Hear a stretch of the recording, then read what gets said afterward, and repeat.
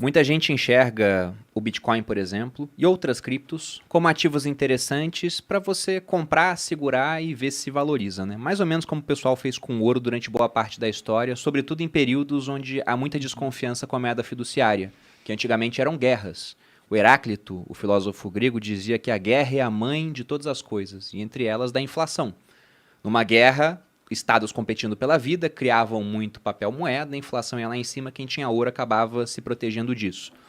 Só que uma coisa é você ter ouro, você ter Bitcoin, em momentos de juros muito baixos, como estamos vivendo ainda no mundo de forma geral, né? Juros abaixo da inflação. Outra é quando os juros começam a aumentar. Então muita gente enxergava que as criptos poderiam diminuir de preço no momento em que os juros começarem a aumentar. Só que aí hoje nós temos essa questão do staking de criptomoedas, que seria uma forma de ganhar renda fixa com criptomoedas. Eu queria que vocês explicassem um pouco do que é esse staking e se vocês acham que isso muda jogo. Porque muita gente falava, Bitcoin não é um ativo, porque não gera juros, não gera fluxo de caixa. E eu concordo, mas isso aqui, né? Eu estou com pesos aqui argentinos também, mas se fosse dólar, o dólar também não gera fluxo de caixa, não paga juros. O que acontece é que quando você transforma o seu dólar, o seu dinheiro, o seu real, em um depósito bancário, aquilo te paga juros. E agora isso pode ser feito. Não é um depósito bancário, mas você provê liquidez para corretoras e ganha recompensas em troca disso, ou empresta para outras pessoas, ou faz esse staking. O que é isso? Como é que é esse movimento? Eu faria uma distinção. Talvez eu seja técnico demais aqui, vocês me cortam, mas o que você falou do ativo produtivo é perfeito. A moeda vai ser produtiva se você der um uso produtivo para ela, ponto. Tem trilhões de opções para se usar tokens e dinheiro de formas produtivas em cripto, então quem ainda tem essa crítica é falta de pesquisa, na minha opinião. E aí tem uma diferença importante entre o staking e outras formas de juros mais... vou tentar explicar a diferença. No staking, quando você tem uma criptomoeda, você trava ela num determinado programinha, se compromete a não mexer nela. Cada protocolo vai fazer uma coisa diferente com essa moeda e vai te remunerar em mais unidades desta própria moeda por você estar fazendo isso. Juros. Tipo juros, só que na própria moeda. Então, se a moeda te pagar 100% ao ano, mas cair 50% de preço, você não ganhou nada. Tipo o real, que te paga... Perfeito. Né? Perfeito. Pega o pré-fixado 11% ao ano, mas cai 20%. Staking é isso. Staking é você fazer esse tipo de investimento. Por outro lado, você pode pegar o seu Bitcoin, o Ether ou qualquer outra moeda e nesses serviços financeiros não permissionados, livres, emprestar para outras pessoas. E aí você tem uma denominação, tipo, você pode fazer isso com dólar e aí você pode ter uma renda denominada em dólar, você pode fazer com Bitcoin e ter um juros denominado em Bitcoin, que é mais legal ainda. E aí sim tipo, você está livre do risco da moeda a zero e você está emprestando para alguém que vai fazer alguma coisa com esse dinheiro na outra ponta. Como o cripto é muito mais volátil e tem menos fricção para entrar do que o mercado convencional, os juros são muito maiores. As pessoas estão dispostas a pagar mais para pegar o seu dinheiro e se alavancar. Então, você consegue juros muito maiores, você consegue, na prática, pegar um criptodólar desses, uma stablecoin dessas, apertar alguns botões e travar ali, sei lá, 6, 7, 8, 9, 10% de juro em dólar por um ano, só porque você está emprestando para alguém ali num sistema que é novo. Repare o seguinte, tá, gente? É por ano, tá? Yeah. Então, quando aparece uma empresa com uma promessa de 10% ao mês, não é isso que está sendo colocado aqui. Até porque isso não é com uma empresa específica. São até protocolos que não dependem de uma empresa, né? São descentralizados. Tem protocolos, né, Bruno, que pagam 1000% ao ano. Mas vale a pena Mas dizer que são na moeda. extremamente arriscados e é pago naquela mesma moeda. Que né? pode não ter valor nenhum em um Que ano. normalmente são moedas low caps, assim, são muito pequenininhas que talvez morram. E por isso que pagam tanto, para talvez atrair esses investidores. O né? que o Bruno tá querendo dizer é que não caiam nesses golpes de pirâmide que o povo faz aí, que Sim. vende a promessa de você vai render o seu dinheiro em Bitcoin. Se você Sem não risco tem nenhum. as chaves do Bitcoin, como é a regra? Not your keys, not your coins. É, isso aí. Não existe aluguel de cripto também para terceiros, assim, né? Então, eu construí uma empresa aqui, quer me...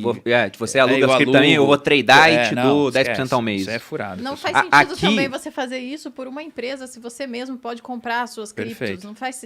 Gente, pelo amor de Deus. Não, Sabe qual que é sempre a desculpa da pessoa? É porque eu não sei, eu porque eu tenho não sei. preguiça. Não, mas tem Compra um ponto. o curso ó, que o Bruno falou que vai sair. O que eu ia falar é o seguinte, você não pode prometer promessas de renda fixa em um mercado de renda variável. Isso aqui é diferente, porque, por exemplo, quando você falou de você emprestar dinheiro para uma outra pessoa usando protocolos de criptomoedas, você não sabe quem está na outra ponta. Então, o que esses protocolos geralmente pedem? Garantias. Então, o cara quer pegar um dinheiro emprestado, ele deixa alguma coisa em garantia, e esse protocolo, vendo a oscilação da garantia em comparação com aquilo que ele pegou emprestado, ele pode simplesmente liquidar o empréstimo na hora.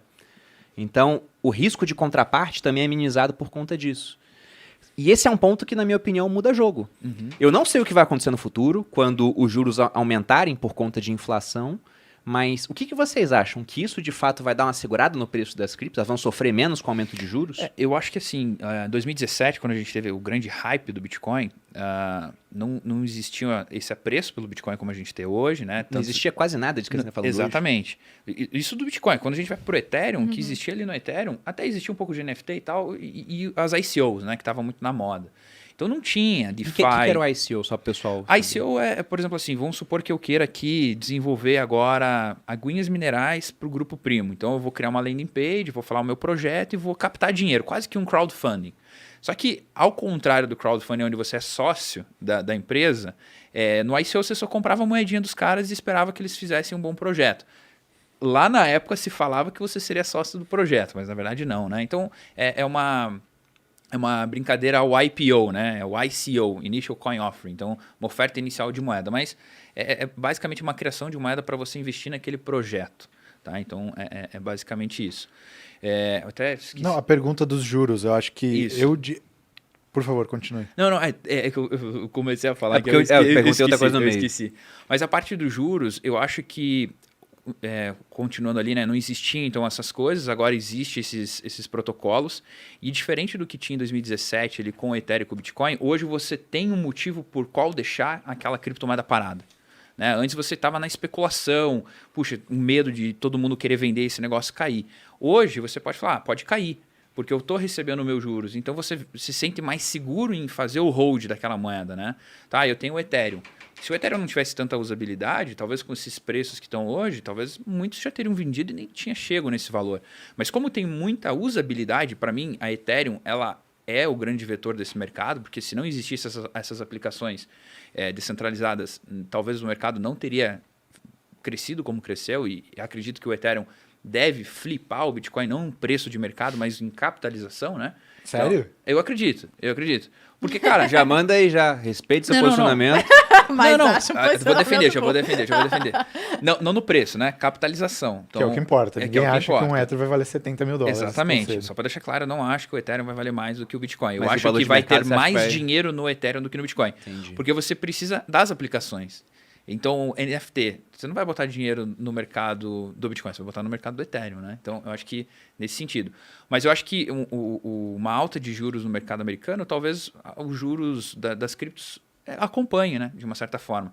Hoje, talvez, acho que em USDT está dando uma remuneração, e vale lembrar que essa taxa anual, ela é variável, Aí pra mim. né? Ela é variável. Tá, do Ethereum, quanto tá valendo o Ethereum? $4.500. E o Bitcoin? 65. Acho que bateu 68 ontem, Eu não gosto foi? sempre de falar, porque 68 um mil dia quando a gente dólares. ouvir isso no passado. Vai ser um meme, né? Vai. Vai ser o meme. Caraca, como eu não comprei antes! Eu lembro do Bitcoin a Eu 10 gosto mil bastante. reais. Vai Não, ser igual o é meme do saudade. cara que falou, putz, eu comprei a 8 e vendi a 12, eu devia ter esperado agora que tá 30 centavos.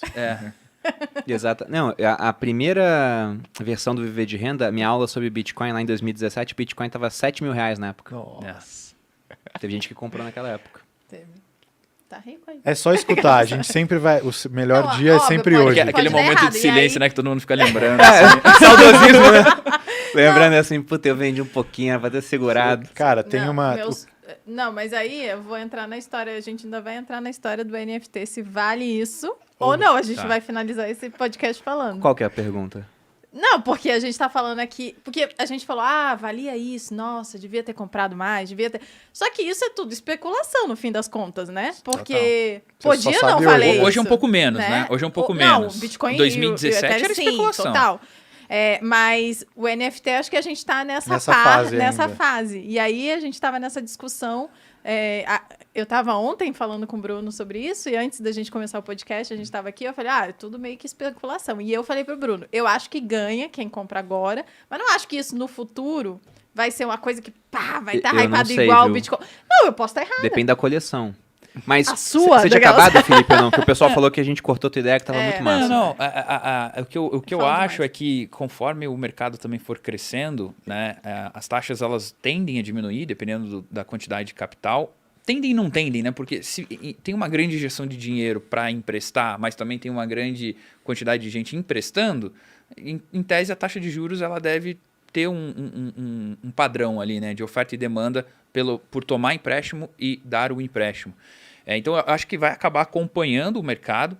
Como é um mercado muito novo, é tudo achismo aqui, tá, gente? Então, assim, eu não sei o que vai acontecer. Tô achando que... Eu tô chutando mesmo o que eu acho que vai acontecer. Até porque o mercado DeFi, quando eu comecei a estudar ele tinha 500 milhões de dólares. Tô olhando agora aqui. 112 bilhões de dólares. Exatamente. Né? Isso que em um ano e pouco. Não, né? eu tenho o print de mais ou menos o espaço de um ano aqui. Não chega a ser um ano, são mais ou menos uns 11 meses. Mas ano passado o mercado de DeFi tinha 6 bilhões de dólares travados, agora tem 112 bilhões. Sendo que, se eu for olhar um print que eu mandei no grupo do Primo há um tempo atrás, aqui num grupo da liderança, falei, pessoal, chegou a 100 bilhões. Foi há, sei lá, uma semana. Esses dias, Agora tem mais 12, né? Então o negócio tá crescendo de uma maneira absurda, pô. Eu Absurda. acho que vai estabilizar uma hora. Eu acho que as pessoas. Acredito que bancos devem tentar entrar, eu acredito que instituições financeiras. Acredito que vai ser o normal. Vão querer oferecer esse tipo de produto, né? E outra, tem diversos protocolos, não é? Por exemplo, 10 bancos que controlam as rendas fixas do mundo. Cara, tem protocolo que é pequeno, que é um pouco menos seguro, que vai te pagar mais, que vai pagar menos, porque é sempre oferta e demanda, né? Acho que o Felipe até pode explicar muito bem isso, mas é oferta e demanda. Se eu estou em um protocolo que tem baixa liquidez, as pessoas estão dispostas a pagar mais para correr o risco do protocolo. Então, eu acho que a taxa é meio subjetiva. Eu tenho conhecidos que os caras fazem, tipo, cestas de protocolos para ter uma remuneração média maior e ele vai alocando conforme grau de risco. Então, acho que é que nem crédito privado, né? O crédito privado...